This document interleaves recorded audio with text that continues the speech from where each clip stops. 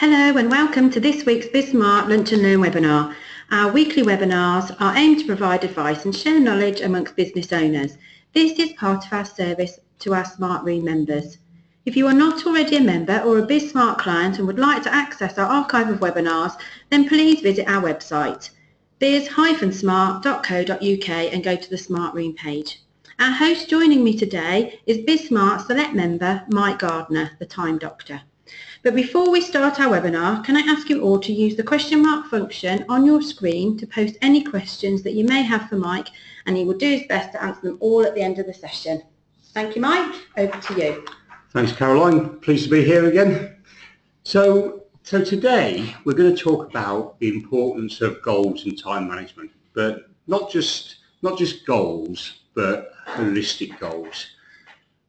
And the key reason for doing this is that I see far too many people who set themselves goals and they want to be successful and they achieve a lot of those things, particularly with business owners, but then what happens is they look over their shoulders and they have what I term collateral damage. So relationships are poor with partners, with children. They don't get out to do their leisure activities, and so life outside of the business or outside of their normal sort of day-to-day work tends to sort of fall away a little bit. So for me, the whole sort of aspect about how we look at time management starts with goals, and I'm a great believer. For me, time management is about taking action, and it's about taking action for three particular aspects, if you like. So it's about taking action for the right reason, it's about taking action at the right time, and it's about taking action in the right way. And when we talk about taking action for the right reason, it is very much about ensuring that whatever we're doing is linked to goals and objectives. And those goals and objectives can be short-term, medium-term, or long-term. So the whole aspect of why are we actually doing something. Doing it at the right time is about prioritization, and doing it in the right way is very much about doing it in a way that suits us, both in terms of our personalities and our mindsets. What we're going to do today is we're going to concentrate on that first aspect there, taking action for the right reasons, and that's where goals and objectives come into it. Now, for many people, what they do when they start thinking about goals is they start thinking about the SMART criteria. So they'll make them specific, measurable, achievable, realistic, time bound, or whatever other acronym and words you fit into that acronym. And the other thing as well, when people talk about goals, they all talk about goals in terms of what I call achievement goals. So you probably all set goals for 2017. You probably did it at the beginning of the year. And as we now go into April, nearly next week, so we've got a quarter of the year is out of the way already. So how are you doing with those goals? How are you achieving them? Are you on the path to achieving them? And a lot of people, the answer to that will be no, or I'm not doing very well, because life gets in the way. It gets in the way of us doing stuff. It gets in the way, things happen, unforeseen circumstances happen.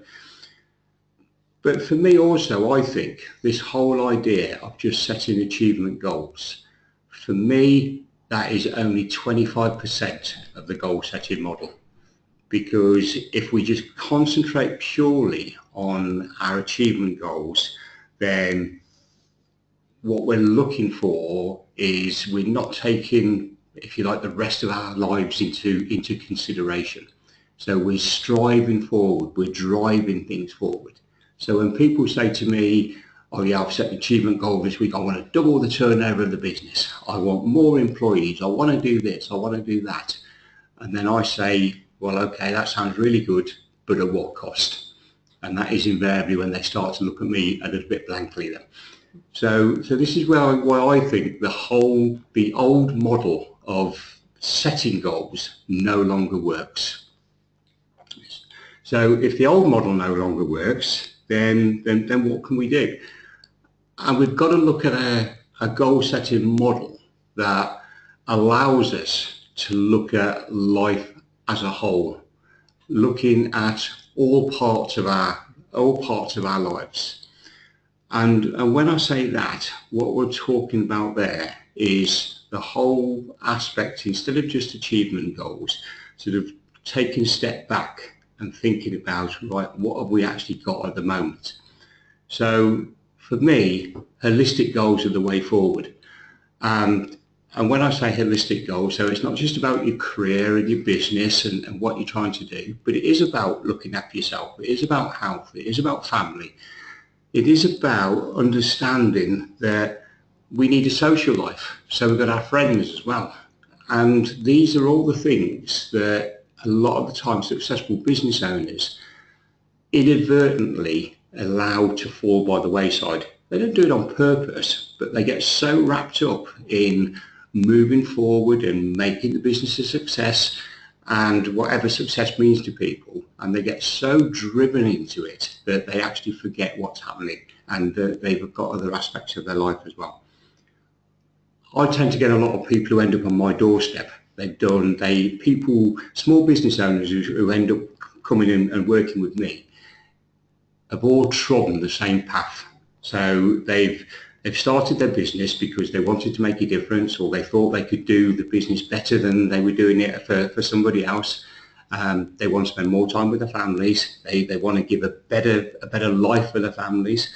They want a more balanced lifestyle. So they decide that their old boss is a bit of a tyrant, and then they decide they're going to set up business on their own. And then very quickly what they realise is they've set up the business on their own, and now they're working for the biggest tyrant of a boss going, which is themselves. The business starts getting a little bit successful, and they start working longer hours. So they start going to work early, they start finishing later, and seeing less and less of the family, seeing less of the friends, spending less time in the gym, less time looking after themselves, and then they start getting nagged from home. So partners or family members start saying things like, if you thought as much of us as you did that business, if you spent as much time with us as you do working in that business, we'd be a lot better off. So they then start feeling guilty. So what happens then is small business owners, they start taking the work home with them. And what they'll do is they'll sit down and have a meal with the family, maybe play a little bit with the kids, put the kids to bed, and then they'll open the laptop and then they'll start doing some work, which is great. And they think they've got the balance right. It all working quite nicely until you're so engrossed in what you're doing that you don't hear something that a family member says to you. And then you get the same thing again. You're always on that laptop. You're always doing stuff work related. You never ever got time for us.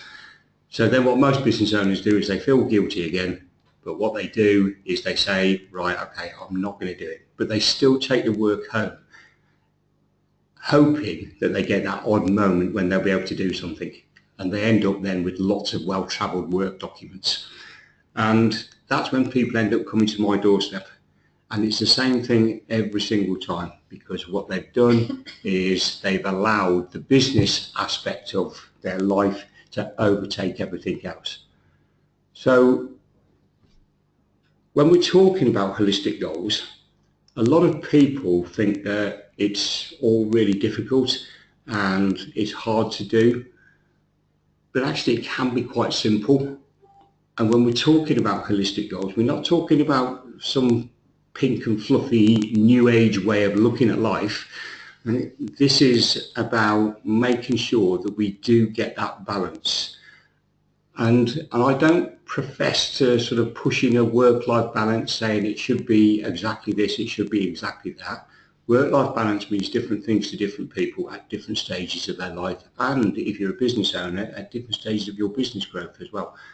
If you first set up a business, if it's a new business, then actually what you need to do is you will need to spend time in that business. You will need to spend more hours building it up.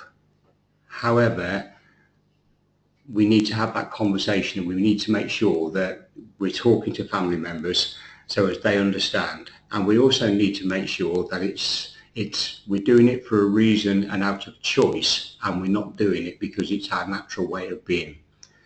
So when it comes to setting holistic goals, as I said earlier, I think it's very simple in terms of we have 2 questions and there's 2 answers to each of the questions. And the first question that we need to ask ourselves is, do we have it? And what we're talking about then, it is just depends on whatever it is. It can be anything really. So if you're a business owner, and you want more clients, different types of clients, do I want it? Do I have it? Do I want more clients? Do I want to get that big yacht to put on the drive? Do I want X amount of turnover this year? Do I have it? And then the answer to that question is either yes or no. But then the other question, which a lot of people really don't get into, is, do I want it? Or do we want it? And the answer to that question again is yes or no. So 2 very clear questions. Do I have it? Do I want it? Or do we have it? Do we want it? Once we've started thinking about that, then that leads us to the aspect where we can set goals in 4 areas or 4 different types of goals. And this is what I said that earlier on, in terms of, I think that most people set achievement goals, but it's only a small percentage of the whole goal setting scenario. So what we're talking about is, we're talking about achievement-based goals, the things that I'm sure everybody who's listening to this webinar would have set at the beginning of the year. So if you're a business owner, you've probably set goals in terms of turnover, the amount of staff perhaps that you want on board by the end of the year, maybe the amount of profit that you want to make, maybe if you've been working with Kevin and BizSmart, maybe you've actually started thinking about an exit strategy as well. But it's all, what do you want to achieve? So that's one part of it. The next part is, what about our preservation goals? So what have we got in our life at the moment that we want to keep? What have you got that in no way would you allow to be compromised in order to achieve your achievement goals? And we'll talk about all these in a little bit more detail as we go through. The next type of goal we've got are elimination goals. So what have you got in your life at the moment? What's happening in your life at the moment that you want to get rid of? I did ask this question yesterday on one of my workshops, and somebody said their ex-wife, and I think from that aspect that's probably taking elimination a little bit too far, but we all have stuff in our lives that we want to get rid of. And then last but not least, once we've done all those 3, then as we move forward, we can start thinking about our avoidance-based goals. So once we have everything on track, we can think about where we wish to go in the future. So I said earlier on that it was all quite easy in terms of how we set those different types of goals. So first and foremost, we have our achievement-based goals. And with our achievement-based goals, do I have it? The answer to that is no. Do I want it? The answer to that is yes. So do I have it? No. So what are you actually looking for in terms of what would you like to achieve? Is it that new car? Is it more time on holiday? Is it more employees? Is it perhaps an international arm to your business? Is it the fact that you want to export your goods and services internationally? If those are the things that you want, but you haven't got them, then we need to spend time putting our plans and our strategies into place. But as I said earlier, the thing about achievement-based goals is it's great to have them, but I always ask that question: at what cost? And the cost is invariably our preservation-based goals. So what have you got in your life at the moment that you would like to keep and you wouldn't want to endanger or jeopardize in any way in order to reach your achievement goals? So if I take myself as an example, like most business owners who'll be listening to this, yes, I want my business to be successful. Yes, I want it to provide us with a lifestyle of a certain type. And my wife would certainly like it to provide a lifestyle of a certain type. However, when I look at my life in general, I have a great relationship with my kids. They're grown up, they've moved away from home now, but I still have a cracking relationship with them. I've got a great relationship with Wendy, my better half, and under no way would I want to jeopardize that.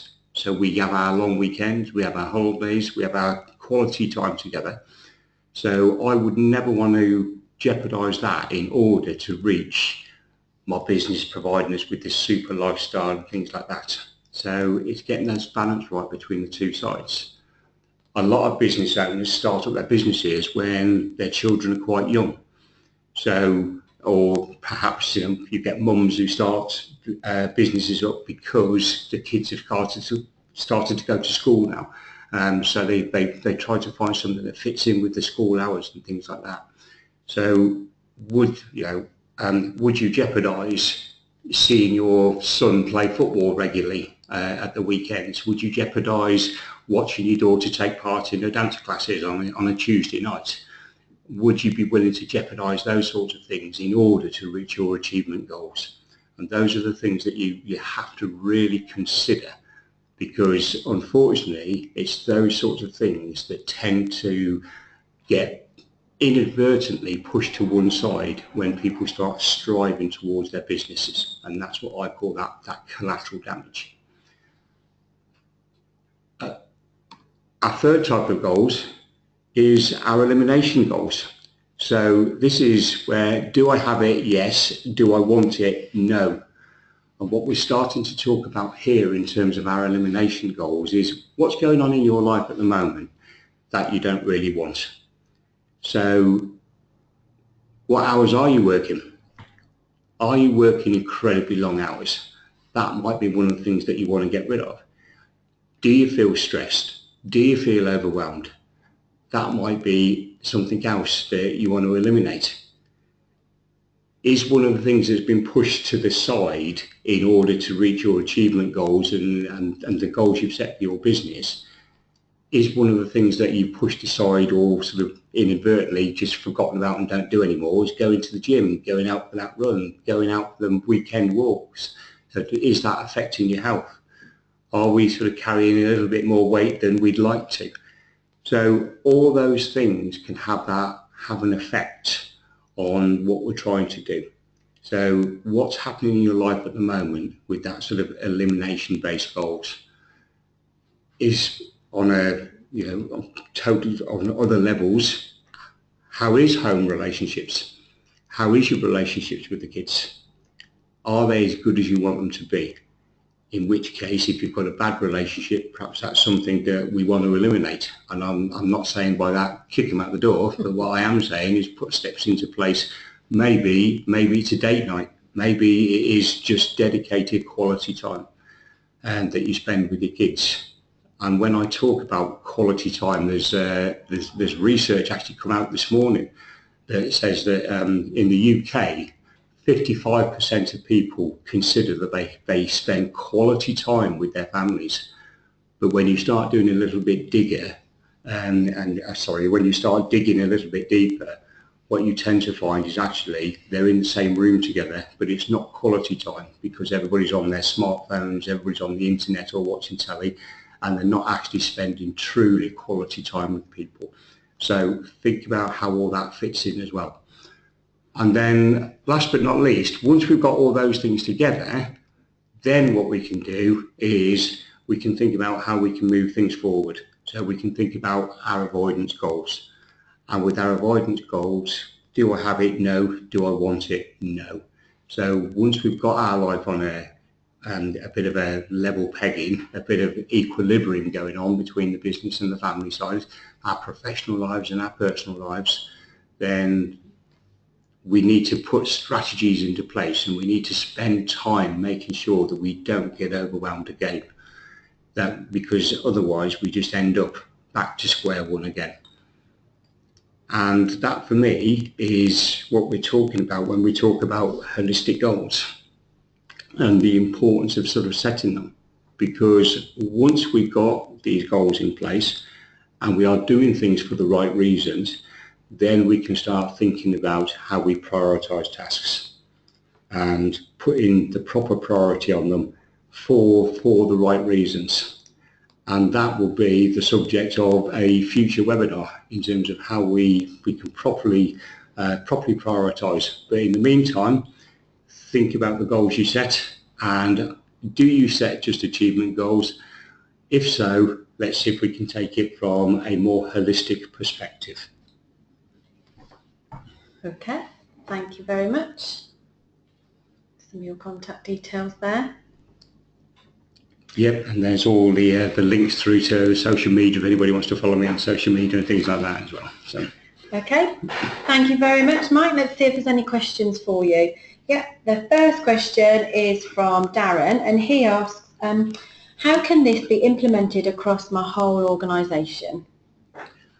I think one of the things, Darren, in terms of implementation across the whole side of things is very much, it has to be demonstrated from the top.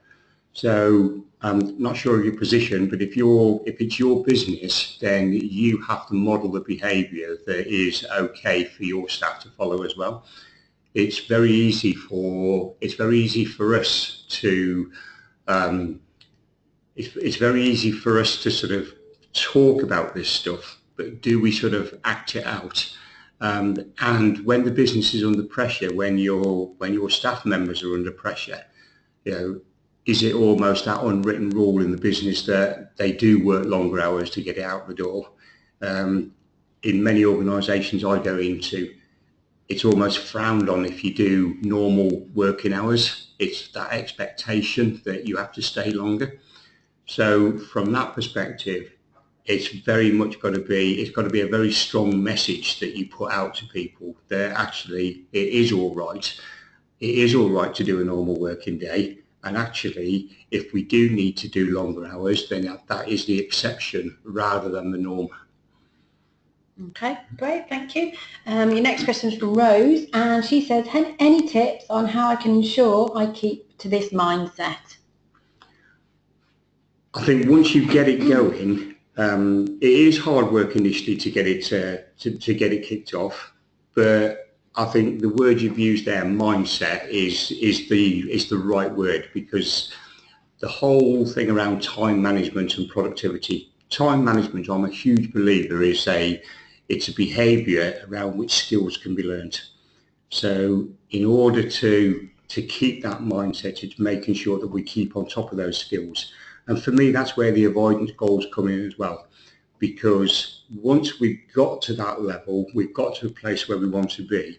If we keep those avoidance goals in place all the time and at the forefront of our mind, then that will stop us dipping back into and dropping back to where we were before. Okay, lovely. Great. Thank you again, Mike, for hosting today's webinar. I will be sending out a copy of the presentation and Mike's contact details out to you all very shortly. So please do email any further questions that you may have direct to Mike. But before we close, just a quick reminder that this webinar is part of our service to our Smart Room members. If you're not already a member or a BizSmart client and would like to access any of our archive of webinars, then please visit our website, biz-smart.co.uk, and go to the Smart Room page. That's the end of today's BizSmart webinar. Thank you for listening, and please join us again very soon.